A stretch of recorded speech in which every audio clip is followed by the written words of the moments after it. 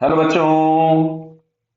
Question में लिखा गया है solid cube of side a density rho naught floats on the surface of liquid of density rho if the cube is slightly pushed downwards then it's oscillates simple harmonically with time period. तो देखो बेटा ध्यान से, यहां मैं आपके लिए diagram बनाता हूं एक। पहले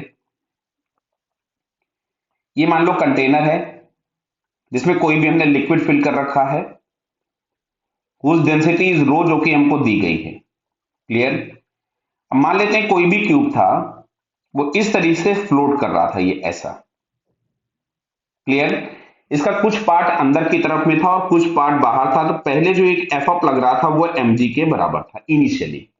अब अगर हम लोग इसको थोड़ा सा नीचे और पुश कर देते हैं, तो बात को समझना बेटा, जितना हम लोगों ने नीचे पुश किया है, क्या अब इसने ये एक एक्स्ट्रा वॉल्यूम ऑफ लिक्विड हटाया होगा, ये वाला?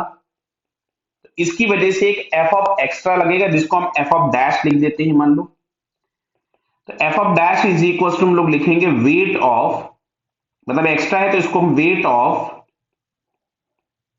एक्स्ट्रा लिक्विड डिस्प्लेस लिख दे। बोलो साहब क्लियर, क्योंकि ये एक्स्ट्रा लगा है ये।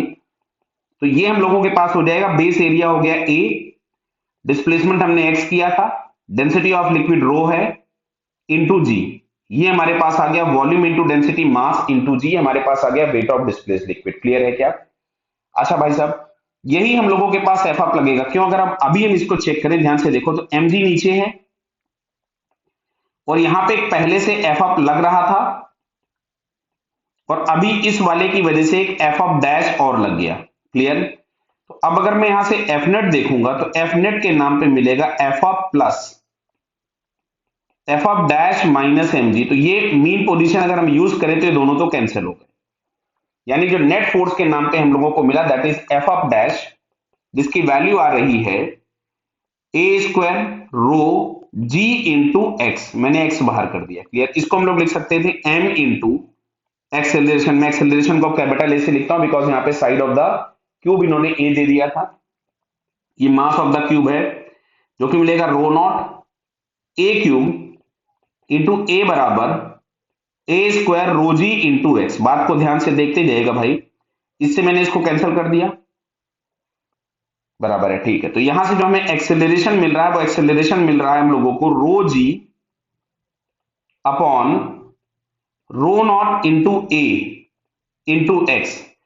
इसको अगर हम कंपेयर करें ओमेगा स्क्वायर एक्स से, तो यहां से ओमेगा बराबर अपने को मिलेगा under root of rho g upon rho naught into a, और टाइम पीरियड हमारे पास होता है 2 पाई बाई ओमेगा।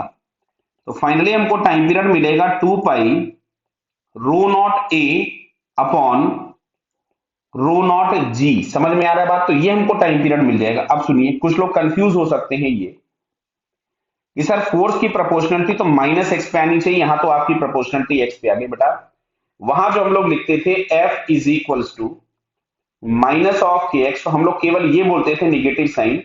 इस निगेटिव साइन का मीनिंग कि जिधर की तरफ में आपने डिस्प्लेसमेंट किया होगा, ये फोर्स उसके अपोजिट लगेगा। तो अगर हम लोग यहां से चेक करें, तो हमने इसको मीन पोजीशन से नीचे डिस्प्लेस किया है, और जो नेट फोर्स आ रहा है वो इसके ऊपर की तरफ में आ रहा है, मतलब एफ नेट जो है वो ऊपर की तरफ में है। तो ऑलरेडी हम लोग यहाँ पे डायरेक्शन कंसीडर कर लिए थे, इसलिए हम लोगों को साइन नहीं मिल रहा है, केवल हमें मैग्नीट्यूड मिल रहा है। क्लियर। तो अगर हम लोग यहां से चेक करें, तो हम लोगों को आंसर मिलेगा 2 pi root of rho naught. अच्छा एक मिनट रुको, ऊपर वाला रो नॉट है, नीचे वाला रो है। ध्यान ध्यान से देख लो भाई, गड़बड़ मत करना। देखिए इधर ये हम लोगों के पास आया था ओमेगा, तो इसको जब हम इन्वर्स करेंगे तो रो नॉट ऊपर चला जाएगा और ये नीचे। तो ये वाला फाइनली आंसर अगर हम लोग चेक करें 2 pi root of rho naught a upon rho naught g, तो बेटा ये तो हमको पहले ही वाला आंसर दिख गया। तो इसका फिलहाल करेक्ट आंसर हम लोगों के पास क्या है? ए। ओके बेटा, ऑल द बेस्ट।